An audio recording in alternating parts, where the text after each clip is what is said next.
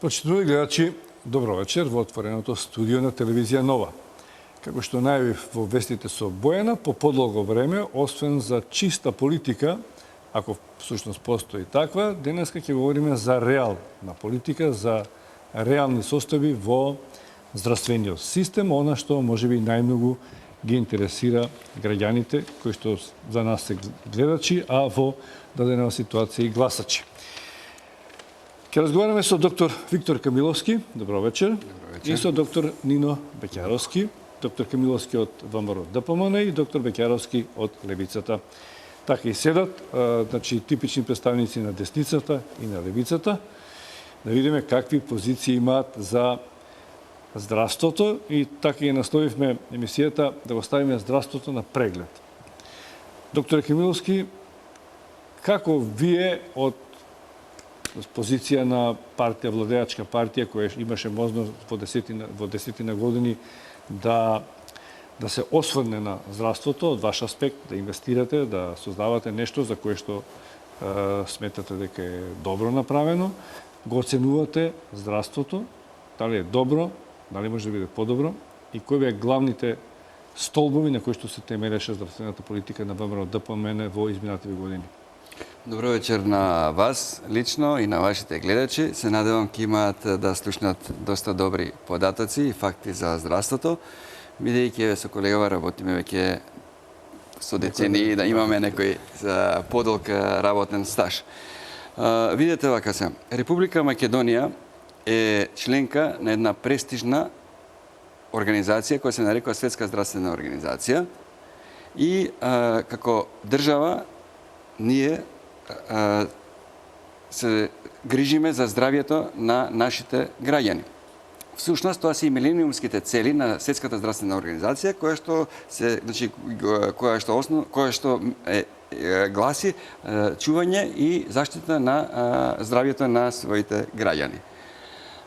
Македонија нема да си го дозволи тој луксус да биде надвор од овој здравствен систем, од оваа престижна организација и доказ за тоа се бројните, како што спомнавте вие, инвестиции во изминатите десетина години и тоа во трите основни столба. Тоа се пред се значајните инвестиции во здравствената инфраструктура, понатаму во опремата и во континуираната медицинска едукација. Рековте како се оценува здравствениот систем, постојат многу параметри, индикатори и така натаму. Двете страни ќе слушнеме, двете страни влез да ни дајете, па после детали ќе одиме. Добро, тоа на почетокот јас би го кажал. Значи на своето конто владата на ВМРО ДПМН, значи предводена од претседателот господинот Никола Груевски, значи може слободно да кажам заедно преку ресорното министерство за здравство на своето конто може да забележи огромни бројни успеси во здравствениот сектор. Господине Беќаровски, вие сте од левицата, не сте биле власт. Каков е вашиот став? Но сте доктор, лекар кој практикувал, кој е од таа страна на здравствениот систем.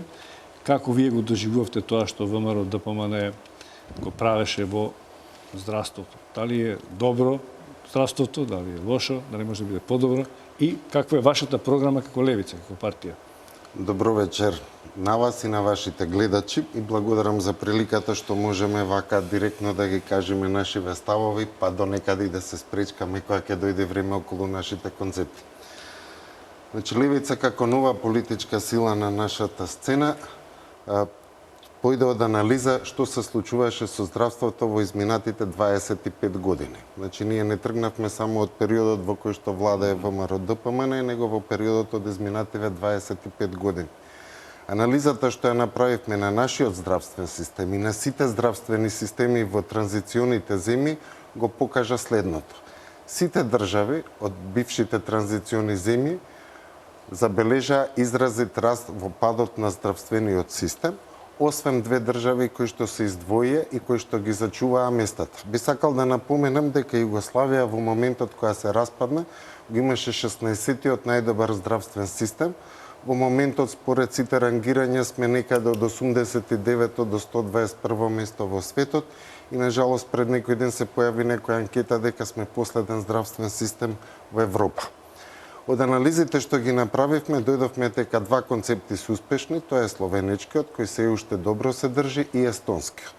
Словенечкиот концепт се базира на јавно здравство, додека естонскиот се базира на комплетно приватизација и комплетно приватно здравство. Сите системи каде што имаше мешан тип, односно на јавно здравство и на приватно, забележа изразит пад во задоволството на пациентите и во задоволството на здравствените работници. Моменталната состојба ние ја оценуваме незадоволни пациенти и разочарани и фрустрирани медицински работници. Дали е така, господине Камиловски? Дали навистина сме ние комбинација меѓу јавното и приватното и дали тоа може би па типично за нас? Не би се сложил со колегата, одма ќе ви кажам зошто, а ми беше мислата да го продолжам врз основа на што се прави рангирањето. Република Македонија само за една година, значи не е на последното место во Европа, само за една година има направено скок од вкупно 11 места. И тоа е според Европскиот здравствен потрошувачки индекс. Значи, а што се мери генерално? Сега ќе ви кажам. Што се мери, има бројни параметри. Пример, правени се испитувања во 6 области со 48, да речеме, индикатори. Пред се тука се права информација на пациентите, достапност на здравствени услуги, превенција, лекови и така натаму. Но колегата спомна Словенија или словенечкиот, не е важно. Македонија, Република Македонија, во здравствениот систем се наоѓа веднаш под Англија, Обединетото кралство и Шкотска. После неа, после Македонија се 16 европски земји. Тука се Италија, Шпанија, Грција, Словенија, Бугарија, Латвија, Полска, 16 земји. Значи, после нас. Пред нас се, како што кажав, Англија и Шкотска. После нас, значи еве ви ја кажав, Европскиот здравствен потрошувачки индекс. Тоа е потрошувачки индекс. Не е потрошувачки, значи тоа е параметар со кој што оперираат сите земји на Европската унија. Понатаму, рангирањето ме прашавте е спроведено во 6 области, а се користат 48 индикатори. Република Македонија е прва во Европа според обемот и квалитетот на давање на здравствените услуги и вложувањето на финансиски средства за овие здравствени услуги, или тоа е така наречениот Bankford и Buck индикатор. Испитувањата се од ова ЕХЦИ. Значи, на прво место е во Европа според овој индекс. Дали е Македонија прва во Европа по смртност на новороденчиња и на деца до 1 година? Не. Кој е позади нас? Не. Не можам да знам, не сум гинеколог, не можам да знам, но ќе ви кажам некои податоци и со тоа малце и се шпекулираше во јавноста, бидејќи Дали во Македонија прошлата година 1350 луѓе го загубија животот како резултат на загадување? Ќе ви одговорам, само да ви одговорам на првото прашање, да ви одговорам, ќе ви кажам заради тоа што се меша помеѓу лаиците што представува смртност на новороденчиња. Имаме доеначка смртност, значи до 1 година. Понатаму имаме неонатален морталитет, значи тој изнесува до 30 дена од смртноста, и имаме перинатален морталитет кој што се рачуна смртност за време на бременоста и во период од 7 дена. Во сите овие групи, значи тоа ви е како да мешате јаболко со пиперка. Значи има посебни индикатори, посебни проценти. Ако не можете сумарно да ги гледате, не можете да споредувате чашава и пенкалово, затоа ако некоја родилка не отишла на преглед, а има, да речеме, аномалија во некоја развојна аномалија на својот плод, односно на бебето. И ако она не отишла на гинеколог, значи здравствениот систем не е крив, но затоа, значи здравствените власти се досетиле преку системот на Мој термин, таму има еден модул за како се викаше за следење на бременоста и исходот од бременоста. И точно, матичниот гинеколог е должен со закон да регистрира родилката и точно да го предвиди период кога она би требало да се породи. Од една страна, од друга страна, контролите, значи ги пишува на... Тоа неоспорен факт е дека имаме 36 промили смртност ви кажав, новороденчиња на деца до 1 година, ви кажав, кое што е многу повисок од останатите европски држави. Што докажува тоа? На што се должи, мислам, освен како забелешка дека се Така, случува. мислам, нашето... И како вие мислите дека тоа Така. нема да се случува во вашата програма? Како Прво би и го избегнали? основно, мене ми е драго што во текот на, гледам веќе во сите предизборни кампањи, воведување на бесплатен здравствен систем за сите граѓани на оваа држава веќе стана мото позади кое што сите стојат, зашто да сме реални, во моментов имаме еден дел од веќе има бесплатно популацијата. здравство. Значи има бесплатно здравство, Така да, не е тоа меѓутоа мото. работниците кои што не земаат редовно плата, кои што каснат 2 месеци, они не може да ги остваруваат. Нас не се случува да внесеме пациент во мој термин, таму да се појави дека е неосигуран, затоа што не се платени придонеси. Значи, обезбедувањето на комплетна, бесплатна здравствена заштита е една од приоритетите позади кои што стоиме. Кога ќе се воведе моделот на комплетна бесплатна заштита, во истиот момент голем дел од овие трудници кои што не можат да си дозволат да го платат здравствениот преглед приватно, ќе влезат во системот и дел од овие аномалии ќе се отстранат. Значи не го плаќаат приватно. Скрининг методите постојат, меѓутоа прашање е колкав дел од населението ги применува. Јас поздравувам дел од кампањите за бесплатни Папа Николау тестови. Меѓутоа во нашата програма, со оглед дека нашиот народ учен нешто што не е задолжително да не го прави, ние предвидуваме предуслов Папа Николау тест на секои 2 години кој нема да го направи. Можеме ли да сосема бесплатно здравство да имаме? за новороденчиња? Можеме ли да имаме сосема бесплатно здравство? Сосема, За кој како лек се може да пледирате или не? Или сте свесни дека е скап проект да си има... Скап е проектот, апсолутно се согласуваме дека е скап проектот, меѓутоа базично и секундарно здравствено бесплатно заштита може да се обезбеди за сите граѓани во оваа Мислам дека држава. имаме. Ние Ние немаме. се вработивме, Значи, кога се имаме- сеќавате 14,5 беше здравствениот придонес. Сега е 7,2. И тука е обратно значи- сметаме дека треба да се зголеми за да се овозможи. Па малку е контрадикторно. Не. А да го објасниме тоа, добра е забелешката. Значи, како би се обезбедиле средства за фаќањето од... Со за зголемено зафаќање од сите кои што работат. Од сите кои што работат, значи процентот е многу низок според наше мислење, за да се обезбеди квалитетна здравствена заштита. Во момент здравствениот систем на Македонија, односно Знаете дека фондот, имаше голем број на невработени своевремено. Сега можеме малку... апсолутно да сменат, дека и тие се вклучени на еден начин, значи во моментов Тие што не позаштитени работат не можете да земате... тие се вклучени моментално во системот. Значи, невработените се вклучени во системот. Проблемот е кај тие што не земаат редовно плата и кај тие кои што воопшто не се пријавени во системот. Имаме голем дел од ромската популација која што не е пријавена во системот. Доктор Камиловски, не Видите, верувам дека само не ако може- постои влада што не сека бесплатно Само ако може да здравство. одговораме со бројки. Ние многу не баратаме со бројки, ама ја да ви кажам. 2006 година 17 промили беше смртноста во Македонија на новороденчиња. 2015 е 12, што не велам дека е окей.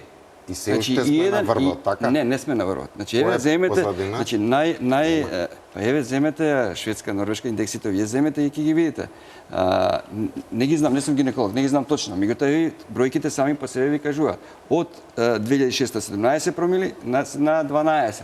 Што не значи дека не Апсолутно треба за да поздравување, здравствените работници, односно ресорното министерство не треба да прави напори за да ја намали оваа бројка. Но моментално функционира и тоа многу добро функционира комитетот за безбедно мајчинство при Министерството за здравство.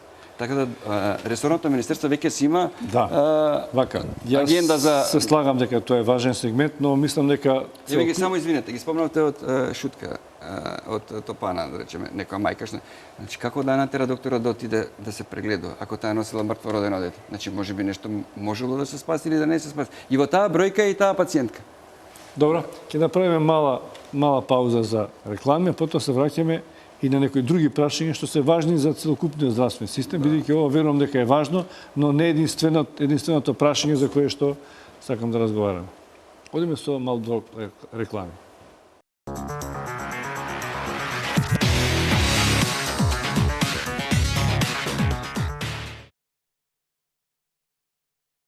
Еве не повторно во отвореното студио на телевизија Нова, но како што најавивме, освен разговорот, ќе се вклучуваме во делот митинзите на двете најголеми политички партии.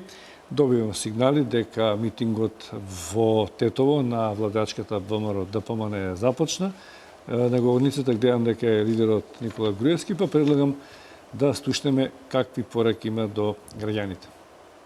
Некој од надвор, или како што тој го нарекува некој од горе, да те донесе за премиер. Драги пријатели, СДСМ ќе претрпи 10 поред пораз, затоа што го подценуваат народот.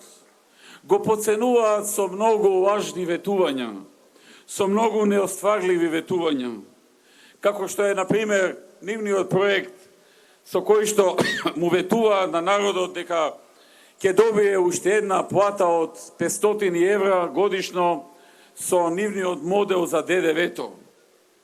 А не му кажуваат дека за да се дојде до тие 500 евра, треба секој човек да потроши месечно, секој месец, цела година, значи 12 месеци секој месец, да троши по најмалку 2000 евра, за да дојде до тие 500 евра на крајот на годината. Па кој, драги пријатели, во оваа држава троши по 2000 евра? Нашите граѓани дали трошат по 200 евра во просек, а не по 2000 евра? Зошто се игра мајтап со нашиот народ? Зошто го подценува? Зошто не му каже дека за да се дојде до 500 евра 13-та плата, како што тој е нарекува, или уште една плата во годината, секој човек треба да троши по над 2000 евра? Зошто им пресметува по 18%, кога 2/3 од парите што нашите луѓе ги трошат на производи или услуги кои што не се 18, туку се 5% ДДВ, како што е храната, електричната енергија, водата, јавниот превоз, компјутери, лекови и така натаму и така натаму. Тоа се работи кои што ги направи ВМРО ДПМН. Во минатото повеќето од овие работи беа на 18%. ВМРО и владата на ВМРО ги донесе да бидат на 5%.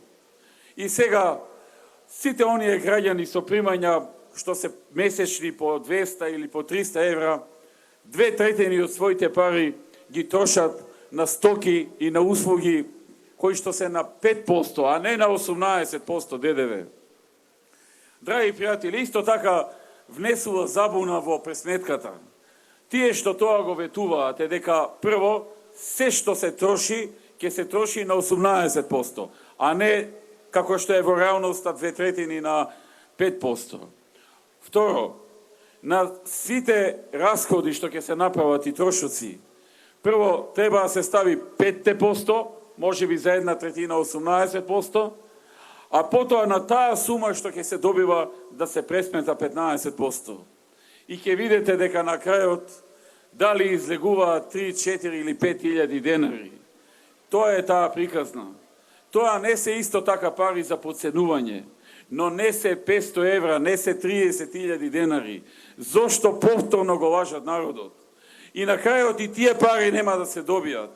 Затоа што Заев, ако искрено планираше тоа да го прави и да враќа дел од средствата што народот ги уплаќа во буџетот, ќе го направеше тоа во Струмица. Па таму народот плаќа секоја година данок на имот. Па таму народот плаќа комунали, тие што си градат куќи, физички лица или правни лица, или градат компании или нешто друго. Зошто во овој период, кога тој е градоначалник, тој е таму на власт во таа општина цели 11,5 години. Зошто не им вратил 15% од изворните приходи од граѓаните, од даноците на имот или од даноците или од комуналиите, и тоа се еден вид давачки, за да му поверуваме дека ќе враќа ДДВ, односно 15% од износот што граѓанинот го плаќа за ДДВ. Драги пријатели, не само што износот е многу помал, не е 30.000, туку е 3-4.000, туку ни тие средства тој човек нема намера да ги дава. Само ги лажи луѓето, ги мами за да купи гласови, за да ги превари и да дојде на власт, и потоа ќе си тера по негово. Истата таа нереалност, истото тоа подценување на собствените граѓани се гледа и преку други нереални и неостварливи ветувања. Например, им ветува на луѓето дека кога ќе дошле СДСМ, тој ќе донел живот преку тоа што ќе донел фабрики во Македонија. Луѓето ќе се вработеле, ќе се спречело иселувањето, па уште згора на тоа и диаспората ќе ја врате од Америка и од Европа и ќе ја вработи во Македонија. Па кој да му верува на тој човек, кога таму каде што 11,5 години на власт во општината Струмица, една фабрика нема донесено. Тој во Струмица не донел фабрика 11,5 години, па на вас во Тетово ќе ви донел вас да ве вработува. Кого лаже, кого поценува, кој во овој град и во оваа држава ќе му поверува.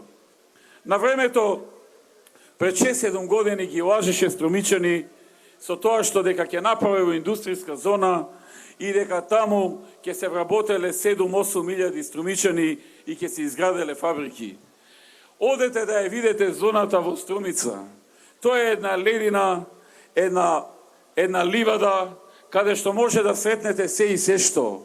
Може да сретнете некој зајак, или некоја крава, или некоја овца како паси. Ама фабрика не можете да видите. Тоа се инвестициите што Зоран Заев ќе ги донесе на Македонија. И затоа, драги пријатели, кога ви вели дека тој ќе ги вработи сите и ќе го спречи иселувањето, сменете ја програмата, не заслужувате да бидете лажени, не заслужувате да бидете подценувани. Ке му вратите на 11 декември, да види со кого си има работа. Тогаш ќе види со кого си има работа. Овој народ, може би дел од него и да е сиромашен, може би дел од него и да не е највисоко образован, но е мудар и знае да процени кога некој си поигрува со него. Знае да процени кога некој го подценува, мислејќи дека е толку будала да поверува на се и се што. Или да речеме, најновите ветувања дека социјалната помош ќе ја направил повисока и од минималната плата. Сосема нелогични работи. Па не треба да е човек економист за да знае дека социјалната помош не може да е повисока од минималната плата. Па тогаш еден куп луѓе ќе седат дома и наместо да работат за минимална плата, ќе примаат повисока социјална помош. Кај го има тоа и во која држава? Кого замајува? Зошто ги лажи луѓето? Зошто ги подценува? Затоа казната ќе му дојде на 11 декември. Еве повторно во отвореното студио слушнавме дел од излагањето на Никола Груевски, бидејќи почнавме со митинзите, да го проследиме и лидерот на Социјалдемократскиот сојуз Зоран Заев, да видиме што тој говореше, па можеме да продолжиме, можеби некои работи што тие ги говорат, можеме да ги имплементираме во дебатата за здравството.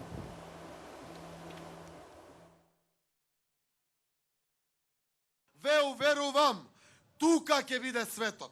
Тука во Македонија, Делчево, градот кој го носи името на Гоце Делчев, мора да го оправда. И јас сум уверен дека за 12 дена тоа ќе го направи. Ќе го оправда аманетот од големиот македонски револуционер. Не може никој надвор да дојде и да ни ја спаси Македонија. Затоа Делчев зборуваше. Делото на ослободувањето на еден народ е пред се негово собствено дело, на неговите собствени раце, порача Гоце Делчев. Почнуваме да го реализираме планот за живот во Македонија. Ке има живот за сите во Македонија. Добро, беше кратко. Почитувани господа, барем во делот на Никола Груевски, еден сегмент беше економски на почетокот кој говореше, не директно, но се однесуваше на платите, бидејќи тие се, мисля, че ни важен сегмент во кампањите на двете партии и колку таа минимална и просечна треба да изгледа. А вие го отворивте тоа прашање кога за фаќањето од платите за здравствениот денар. Имате два различни концепти. Би сакал уште малку околу тоа да објасните кој е вашиот концепт, а потоа и господинот Беќаровски. Значи, вашиот концепт на што се темели и зошто мислите дека тој подобар? Во однос на платите, значи споредбата на лична основа е најдобра споредба. Ние вака со беливе коси сега што имаме И за плаќањето од платите за здравството. Да, што имаме подолг работен стаж, знаеме, паметиме и други времиња. Можам слободно да ви кажам, во периодот, да речеме од изминативе неколку години, за 24% се зголемени платите на специјалистите. И тоа во универзитетските клиники, во болниците, во здравствените домови, специјалистите во итна медицинска помош и така натаму. 4000 денари или 14,5% добија специјалистите од здравствените домови. Додека 2700 денари или 11% добија специјалистите од итна медицинска помош. Значи, зголемени се платите со исто така на медицинските сестри, се промени систематизацијата и се, мислам во законска регулатива. Сите оние медицински сестри кои што положија, кои што завршија високото образование, сходно на нивниот степен на образба, значи добија и зголемени плати. Значи, ова е значаен чекор во насока на вреднување на стекнатото образование и финансиски надомест за здравствените работници. Во апсолутни бројки, ако ме прашувате, ќе ви кажам, пред неколку години, да речеме пред 15 на години, платата на еден специјалиста, хирург, не поминуваше повеќе од 20.000 денари, 21-22.000. Сега е, значи, за 100% зголемено, 40.000 денари. Со тоа што не влагаат дежурствата, не влагаат, еве колега, не знам кај нив на токсикологија како се. Само да кажам околу дежурствата со не влагаат, значи не влагаат, само да скажам. Значи не влагаат дежурствата, не влага, значи другите надомести, шефовски додатоци или професора кој или било што не влага, значи тоа ви кажувам, нето плата колку зема здравствениот работник. Имаше тоа некој поттик, стимуланс кој што го добива, како беше на... Па еве ви, значи најдобрите 100 доктори кои што беа, да речеме, по тој систем, тоа системот функционира ли тоа? Да, функционира. Можеби сега во овој период не намалено заради актуелна состојба. Еве ќе ви кажам, системот ги исфрлаше. Значи не одлучува ни министерот, не одлучува ни директорот на болницата, не одлучува никој. Имате колеги од СДСМ или од Левица или не знам од каде што беа рангирани во првите 100 доктори најуспешни кои што земаа по 30.000 денари. 500 евра? 500 евра, значи зема, значи без провиненцијата, без да колегата за која политичка опција. Значи си направил прегледи толку и толку, министерството, односно државата. Може одма тука дека не е баш така. Па проверете па ќе видите дека е така. Значи 30.000 денари, еве јас сум земал 2 пати. Значи 2 пати ме прогласија за успешен доктор, ја имам земено 2 пати по 30.000 денари. Ај сега да кажеме зошто не е така. Првино околу дежурствата во четвртокот бев на работа од 20 часот до петок во 8 часот утрото добив 386 денари ноќен труд со оглед дека дежурствата кои што порано... Ама вие како одите од 20 часот? Со оглед дека дежурствата кои што порано беа во тек на цела недела ги укинавте, сега дежурство има сабота и недела. Значи лекар специјалист, доктор на науки со 28 годишно искуство работи на клиника за токсикологија за 384 денари, 12 часа ноќен труд. Ама тоа е друго. Збориме за дежурствата. Понатаму, околу концептот за награда. Ние како ургентен центар бевме тие кои што бевме исклучени од тој смешен и парадоксален систем против кој што Левица е апсолутно против, значи плаќање по учинок. Бевме исклучени со оглед дека во ургентен центар нема норма.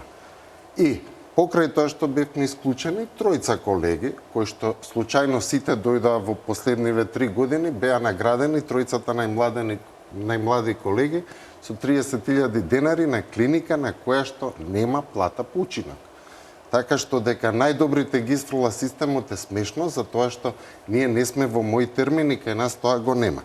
Значи, таа небулоза дека секогаш ги исфрла системот е компјутер кој што може да исфрли. Да, системот е компјутер. Проверено е, може да ви ги кажеме имињата. Не може во ургентен центар да ги исфрли тие кои што се најдобри. Работата по Треба учинок... да наредиме ли колку ќе дојдат во ургентна служба. Да ви кажам, работата по учинок, точно, и кај мене сообраќајка, не можам да кажам, ај сега петорица нека направат сообраќајка, па ја ќе ги оперирам. Меѓутоа има други моменти. Знаете зошто е добро плаќањето по учинок? Затоа што докторот ќе се симне доле. Ќе биде конкурентен, ќе прегледува повеќе пациенти, нема да седи горе на оделење. Значи плаќањето по учинок... Значи да одите во било која приватна болница или било каде ќе ве терат нешто да направите некоја норма. Плаќањето по учинок е добро. Само ако ве молам, знаете за кого не е добро плаќањето по учинок? За неработниците. Па не би се согласил. Вие да речеме како доктор почитувам во Не е вашата добро област. за пациентите. Значи, Одма да се добро да договорим. завршам мислам. Ајде. Вие како добар вреден доктор, ако работите, значи не може да не ја постигнете нормата. Имате точно преглед 20 минути по пациент. 8 часа толку. Нормата Значи, се постигнува плаќањето на по учинок не е квантитетот, не добро. дава квалитет. Значи, плаќањето не е добро по учинок само за неработниците и кои што се мрзливи доктори. И за пациентите. Не. Затоа Не, за што во пациентите брката, во за брканицата по пациентот е добро. бројка, не. Па 20, значи има министерот лични ингеренции, Да, односно систем. министерството да види колку еден пациент бил прегледан, кога влегол кај докторот, кога излегол и колку време бил прегледан. И што се А што се случува случуваше сега во порано? моментот за да се Не само да постигне ве Кој термин подсетам. говорите? За Па, мој Сега за моите зборуваме термини за за плаќање плаќање почина. почина. Што се случуваше порано? Амбулантата треба да почне во 8:30, доаѓа докторот у 10. Сега министерството или менаџерот на болницата ги гледа тие податоци и му вика: "Зашто ти не си почнал во 8:30 со првиот пациент?" Втора работа. Значи, околу Пациентите не концептот чекаат. за почнување, Виктор, се согласувам, да. Дека имаше факт. Што е добро? Значи, мој Добро е, термин што не има е дел добро? кој што е добар. Ама не е така како што викате Меѓутоа, ставање на бројка 23 пациенти или 20 пациенти, па сам знаеш дека сите пациенти не се исти. Точно. Некогаш со некој пациент се потребни 45 минути, Точно. некогаш се завршува работа за 10 минути. Точно. Сите тие административни работи направија пациентот да не се прегледува. Порано, кога шетав по улица, сите пациенти ги знаев кога бил, како бил. Сега булиме во лаптопот пред нас, гледаме да ја постигнеме нормата од 10 на минути, идниот ден Не е кој ќе 10 минути. 20 е добро. Да, Значи, 20 е по идниот- закон и тоа имаше нешто 18, не знам, за прв преглед, 19 минути, значи имаше норма Така, по закон. второ, со ова што е нормава, која што е направена, ако е Виктор подобар, јас сум полош. Значи, таа не е дадена норма која што треба да се постигне, па изнад тоа да се плаќа, него е направено, овој ќе земи 80, тој 120%. Така Да, се и тој што направија... зема 80, нека се бори за се пациентот. направија нездрави колегијални односи. Се направија преземање на пациенти. Се направи, луѓето, докторите веќе меѓу себе не комуницираат, да сме реални. Односите меѓу колегијалните односи никогаш не биле на пониско ниво. Зошто? Поради тоа кога некој код нас... вистина дека плативе се зголемени, значи тоа може па да биде Вака добро сега, за колективот. ако плативе првин лекар, Вистина дека. лекар кој што проверете, вложил, имате значи еве сега ќе зборуваме со институции. конкретни бројки. Лекар специјализант на клиника дома носи 26.000 денари. Па ја Ако е- специјалиста зимав 20. Све се соглас, значи ако е тоа некоја голема плата, Не велим. за Рекоте човек за не. специјалист 40 и нешто. Да, 40 без додатоци. Со додатоци доаѓа до 50.000 денари. тоа може на хируршките гранки, Значи, не еве, може за дојдете, проверете во интернистичките управа за јавни гранки. приходи и ќе Не. видите. Друга Лекар работа. специјалист не зема толку на интерните гранки, значи лекар специјалист на интерните гранки околу 34 до 35.000 Добро, еве да денари. зимате 5.000 евра плата. Секојаш малку ќе ви биде. Никој не Така, зборува. значи и во Америка да сте, пак ќе ви биде Плюс, малку. тука е влесено Но во однос од и- минатото, значително е се зголемени Сега, платите. за вистина Процентот- за волја треба да кажете дека и хранарина и превоз, која што порано не влегуваше во платата, сега е внесена во платата, така ли? е? Добро. Тоа- Да, порано беше систем бруто, Да, сега тоа е беа нето. 6.000 денари кои што се внеса Вака, автоматски. сега во освен за платите кои што е значи Апсолутно зборуваме не е внатре, ни важно. Сакам да прашам за Камиловски. Многу средства влегува како инвестиции. Тоа можеме секојдневно да го слушаме во разни гранки, Да. јас не ги знам сите, но секојдневно Не, веќе имаше ќе спомнам, ги промоции запишав некој на на големи брзина. опреми, на скапи опреми. Еве ќе почнем од мојата клиника, Значи, може? дали, да, не мора сите да ги набројувате, кажете ги главните, но дали тие дадоа квалитет во здравството? Тоа ми е побитно со секако. самото. Секако, Воено. еве ќе ви кажам во мојата клиника. Значи јас сум травматолог, хирург, значи државата, Министерството на здравство набави 2 артроскопски столба, нови, по 70 до 90.000 евра. Понатаму, за абдоминалците набави 2 ендоскопски столба за оперирање на жолчка, камења во жолчка, други абдоминални операции и така натаму. За урологија набави еден ендоскопски столб со биполарен ресектоскоп, кој што уролозите сега работаат, значи со најсовремената Значи, опрема. дали кадарот е Центар- опремен за таа Па еве за кадарот ќе ви кажам Случај за одмah. таа опрема, бидејќи Еве- веројатно таа е нова и треба да се запознаат со Па еве ќе ви кажам, за периодов, изминатиот период, значи Министерството за здравство прати 2500 доктори на обуки во Соединетите американски држави, во Германија, во Европа, во Франција, во Австралија, во Индија имаше колеги. Значи, се на трошок на државата. Во мое време, за да биде компатибилно, ние не сме можеле труд да напишеме. Сега имате низ држава, да не кажам во секој поголем центар магнетна резонанца. Ние не сме можеле, колегата како одел на конгреси, а веројатно одел, ние не сме можеле, порано колеги, докторите, беа врзани за фармацевските куќи. Значи, беа оценувани. И сега е така. Не, сега државата ја плаќа. Која држава, за кај плаќа? За кој конгрес? Ви кажав, а за едукација? За едукација. Ке зборуваме и за концептот за едукација. 2500 доктори се пратени. Така. Тоа е едно. Второ, порано и здравствени работници, сестри, така. Порано фармацевската куќа ќе ви плати трошковите за хотел или за авион или за патување, ама ќе ви каже, да, ве купо, и ќе ви каже, од сега натаму ќе опишеш овој лек.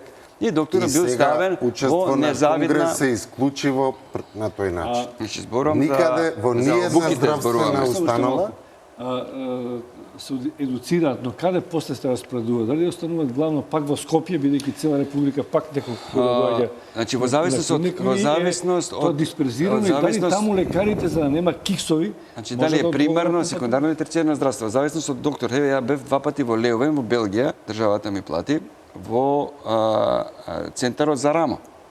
Значи, во рамо, да речеме, во некој центри низ Македонија, таа технологија што имаме ние на работа, не се работи. Во зависност од тоа... Да не бара таму во некој ресен сега, таму нема случаи, па вас во ресен ја можам да оперирам нешто отворено. Второ, зошто се овие убави, добри овие обуки? Не само за докторот, значи докторот работи за интерес на здравјето на пациентот, не дека за неговото его да си го храни.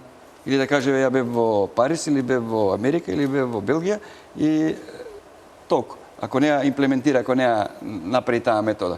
Еве кај нас ќе ви кажам, отидоа колеги, доктори, кои што навистина се обучија да работат со тие најсофистицирани апарати. Што е предноста? Минимално инвазивна хирургија. Значи, порано, ако правевме резови по 20-25 см, да речеме на рамото или на коленото или на колкот или на некоја друга патологија, абдоминалција на абдоменот, значи сега се тоа мали портали по пола сантим. Што е доброто? Ќарува пациентот, нема инфекција, си оди веднаш дома со своето семејство, со фамилијата, со родителите и така натаму, и бенефит има и државата. Многу побрзо се враќа на своето работно место. Опремата, ако гледате стартно, опремата и едукацијата, речеме, го оптоваруваат буџет, но долгорочно гледано, значи тоа е поевтина варијанта отколку да остане пациентот да лежи по 13, 14, 15 дена, па користите сестра со него, па користите храна, па користите вешот, чашавите, ангажирате дополнително доктори, место да си ја наважат. Да, повелете, доктор. Првин, апсолутно е позитивно и потребно да се едуцира кадарот. Меѓутоа, дел од тие средства се тотално промашено потрошени. Значи, никој не зборува за лекарите од терцијална здравствена заштита, кои што единствено можат во странство да стекнат нови вештини. Во текот на прошлата година, преку 80 луѓе, односно колеги, се испратени за едукација на ултразвук на абдомен, која што можеше да се направи на нашите клиники. Еден куп од овие работи, кои што отидоа на едукација, можеа да се спроведат во нашите установи и да се заштедат голем број на пари. Никој не зборува за врвот на здравството кое што треба да се едуцира во странство. Меѓутоа, ние да пратиме, значи штедењето е во тоа што колегата од Пехчево ќе може да дојде кај Виктор да научи. Колегата од Битола ќе може да дојде во Скопје да научи кај Нико. А не директно да се прати во странство каде што најчесто и не знаат што се случува и некојаш излегуваме смешни. Сум бил присутен со група во која што добро. Моето искуство навистина сум бил инволвиран во операционата сала, во ние што идеме од терцијална здравствена заштита. Понатаму околу што ќе се случува во иднина. И двајцата држиме настава. 95% од нашиве студенти учат германски, учат норвешки, учат шведски. Тие не ја гледаат иднината овде. Кога ги прашуваме зошто, не е единствен мотив парите и условите. Начинот на вработување, имаше време во кое што, фала Богу, последниве година дена тоа е сменето, кога се примаше кадар со смешен просек. Факт е дека се примаше кадар со смешен просек поради тоа што бил нечив или бил со нечија партиска книжка или пак бил по рамковен договор, без исполнување на елементарни услови за некој да биде вработен во терцијална здравствена заштита. Дали ќе се согласиме со тоа? Дали имаше на стари години луѓе да преполагаат, луѓе со по 5-60 години да преполагаат кобајаги испити за да постигнат просек од осмица? Дали се тоа неоспорни факти? Имаше. Ама која законска регулатива? Не одлучуваме докторите. Човек после 35 години да може допрво да преполага испити? Смешно е. Мислам, тоа е законска... нови сфери за назнаење, не е тоа нешто... Затоа нас не бегаат. И тука е разликата... Мислите дека ќе успеете да се вашата програма да ги задржите? ВМРО се залага исклучиво за опрема. Да, се согласуваме опрема. Меѓутоа, човечките ресурси се најважни. 2500 доктори се пратени во странство. Виктор, човечкиот ресурс во инфраструктурата колку е инвестирано. Еве ќе ви ги прочитам, не знам на памет. Не, све се согласувам со бројките. Значи на клиниката за Дали кардиохирургија се согласуваш дека нашите студенти имаат тенденција да бегаат надвор? Специјализантите учат германски, шведски, норвешки. Јас сум ги прашувал лично, по цели генерации. Мислите дека се незадоволни тоа што вие сте на власт, доаѓате со создавање на услови и достоинство на лекарската професија. Значи лекарската еве вака. Значи лекарската професија, односно белиот мантил, е спуштен до таму со овие сите негативни кампањи кои што се водеа дека здравството е извор исклучиво на корупција и така натаму, што веќе пациентите доаѓаат да се караат. Они не доаѓаат на преглед. Доаѓаат да се караат. Затоа ни се случува тоа во што ни се случи во 8 септември, затоа се случи тоа што се случи на дигестивна хирургија, затоа на секое дежурство кај нас се искршени прозорите. Што е крив министерот или Министерството за здравство или директорот? Ако некој го нападне доктор. И во Турција имате, и во Америка. Во Турција, да. И имате и во Америка. Каде во Америка? Па сега не можам точно да имате напад на здравствени работници. Во паблик хоспитал имате напад на здравствени работници и во Европа имате. Ги читав скоро кога беше тоа набдано. Така да не е само исклучок. Не, ама кај нас стана правило веќе. Стана правило. Не, има некои феномени кои што мора да имате тоа стратегија и програма. Затоа ве прашав како. Апсолутно да. Еве, меѓу првата да еден од главните проблеми и еден од најголемите промашени работи е поделбата на универзитетскиот клинички центар. Поделбата на 28 единици со 56 директори, со 28 управни одбори во кои што има по 5 члена. Вака сега, значи тоа го кошта. Не. Тоа го кошта, тоа ги кошта клиниките 1,5 милион евра кои што идат на глупости. Второ, пациентите се изнервирани со оглед дека функционираме како посебни единици од една до друга. Затоа една од приоритетните задачи во нашата програма е враќање на универзитетскиот клинички центар во стариот облик или евентуално во две субединици, хируршка и интернистичка. Тоа е конкретна мерка. Во прво време се чудевме зошто е крстен мајка Тереза, меѓутоа кога видовме дека условите и како изгледа во моментот клиничкиот центар, личи на Калкута, каде што работела мајка Тереза, мислиме дека името многу сте го погодили. Сега понатаму околу вашата идеја, само да докажам, сега јас чутев ако може. Се сеќавате како беше клинички центар пред 30 години? Подобар него сега. Подобар него сега. Бараките на инфективно? Бараката на инфективно е направена 84-та е правена зградата на инфективно, 86-та е правена зградата на кардиологија и педиатрија. Значи, од 90-та година наваму, сега и за токсикологија за менаџерството. Значи, за менаџерството на токсикологија. Во вашиот мандат... Не може да кажете дека тогаш биле подобри од сега, која за мајка Тереза се повеќе од 100 милиони евра вложени. Сега, ако може да докажам, донесовте 3 лаборатории, дел од вашите инвестиции во здравството. 3 токсиколошки лаборатории. Првата, после 6 месеци се тргна од употреба, зашто не покажуваше резултат, него квантитативно има-нема, што не врши работа во токсикологија. Втората, која што ја сечевте со ленти, со министер и со така натаму, функционираше 9 месеци, после кои се установи дека веќе реагенси за тој тип на токсиколошка лабораторија не се користат. И трета, следната која што сега имаме, на жалост има се 8 анализи. На клиниката за околу опремата, во моментов може да кажам нешто.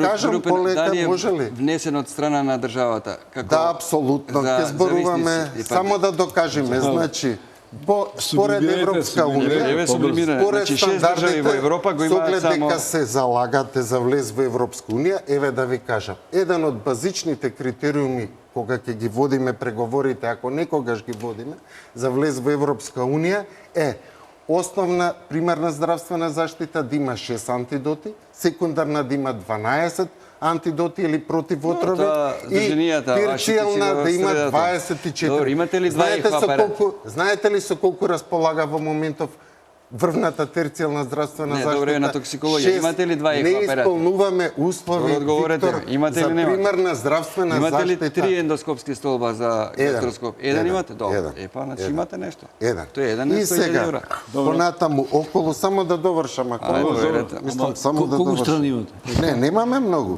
Не, немаме многу. Да ни заврши само мисијата. Да довршам. Околу новиот клинички центар, каде што треба да се фрлат, колку беа 120 милиони? Над 100 милиони Над и плюс 100 милиони. за опрема Еве уште сега. пола од Првен тоа. да кажеме, зошто се противиме на тој концепт? Не се противиме на концептот на нов, меѓутоа на постојното место. Првен, Не влагате во срцата на проблемот, нема врска било кој локацијата. современ клинички центар мора да има пристап од 4 страни. Во моментов, улицата од која што има единствено пристап, во тек на целиот ден е заглавена.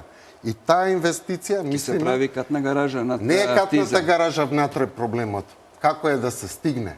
Приодот, нешто што се правеше како Јас сум што бил во треба беше. Истанбул, во Добро. Джера и Чапа универзитетот. И уште Само да докажеме ама уште само без нешто, кој би бил забрането. нашиот концепт. Ова каде што е сега.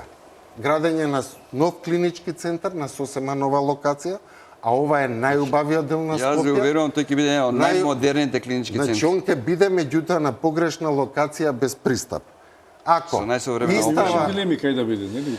Имаше неколку... само е да Имаше, докажам, да, имаше. истиот Да простор, докажете да ако не- се издаде за резиденцијален кварт, да се даде на амбасадорски кварт, парите што ќе се земат, ќе ја покријат изградбата на нов клинички центар на право место, како што се сите современи клинички центри со пристап од 4 булевари, а не овака. Партијата на која што јас се припаѓам не штеди на здравјето на пациентите, така да и во иднина ќе вложувам.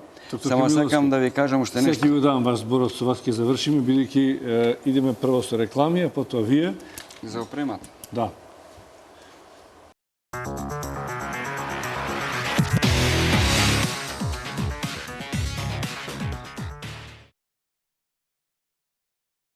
Еве повторно, здравството на преглед, говореше опозицијата, да слушнеме власта што има да каже во одбрана и во тоа што сметате, господине Камиловски, дека е најмногу направено од ваш аспект. Па еве, значи нашата платформа Здравје во секој дом, здравје за секој граѓанин.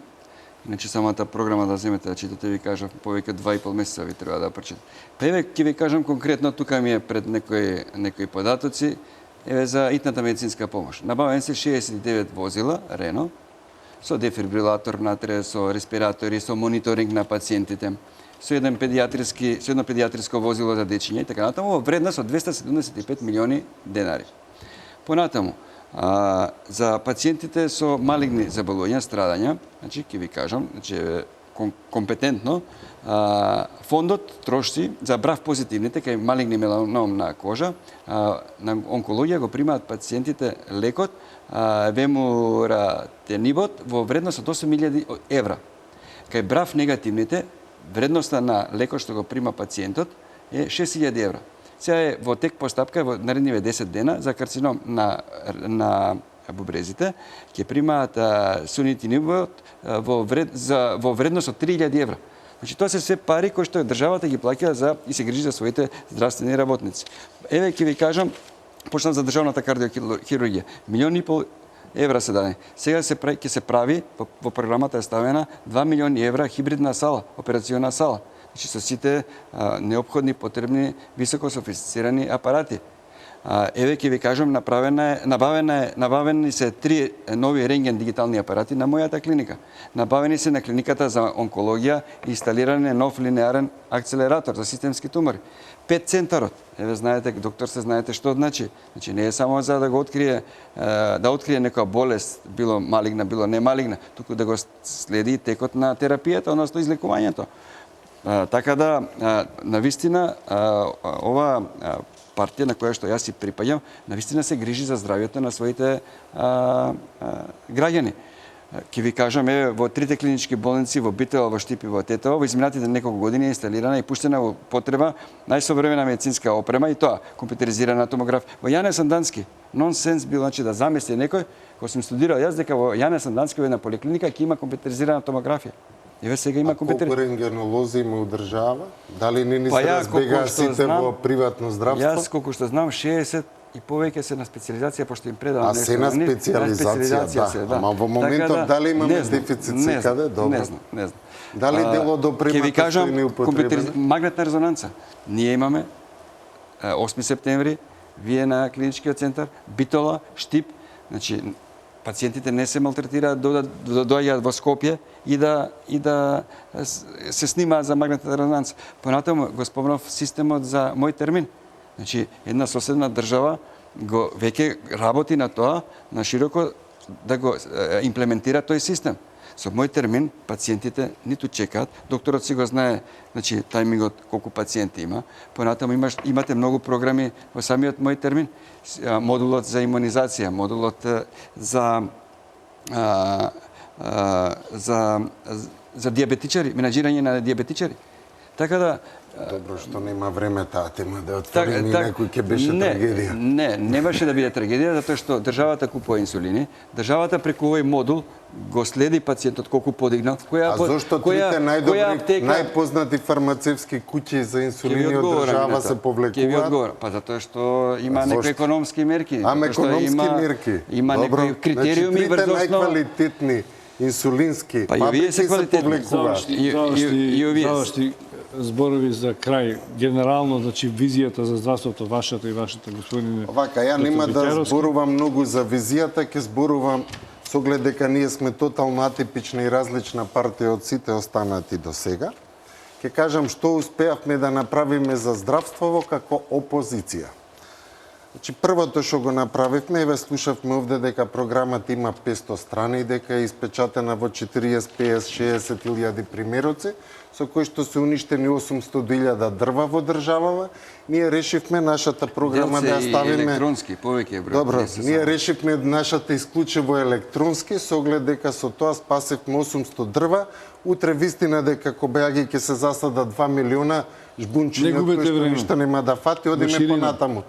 Втора работа што направивме, на сите наши активности, нашите активисти одат со велосипед, одат пешки, не држиме митинзи, колку е тоа значено, сега ќе ви кажам, загаденоста во Скопје, во центар општина, пред да стигнат 180 автобуси беше 123 нанограми М50 частички, после тоа додека стигна автобусите стана 183, со што ја надминавте и Лисиче како традиционално најзагадено место. И на крајот, кога беше митингот, кога беше огнометот, се качи на 250 ПМ честички. Тоа ние не го правиме. Ветуваме дека нашите идни... Се уште не го правите.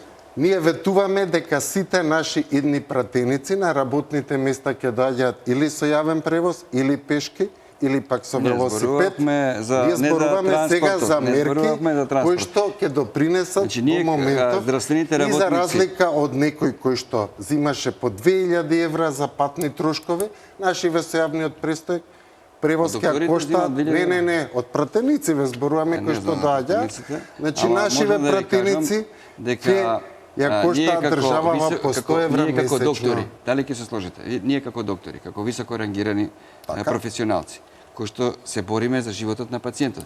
И доволно сме спасиле човечки живот и доволно сме виделе човечки трагедии, што за еден човек е стварно премногу. Без оваа опрема, без оваа едукација, без оваа инвестиции, некој што мислел дека здравствениот систем здравствените услуги треба да ги качи на повисоко ниво, не можеме да обстоиме, верувајте ми. ќе ми дојде мене сообраќајка. Ја немам време да се луксузирам дали имам ваков клин или имам ваков фиксатор или значи ја морам на масата да имам све. Затоа верувајте ми. Значи не ги убедувам гласачите, но верувајте ми дека навистина ресурс, тоа е исто како спомениците што се направија, може би се убави за некое идно време. Меѓутоа, ама за некое идно време. Значи првин е во центар треба да биде поставен човекот. Џабе опрема која што виси.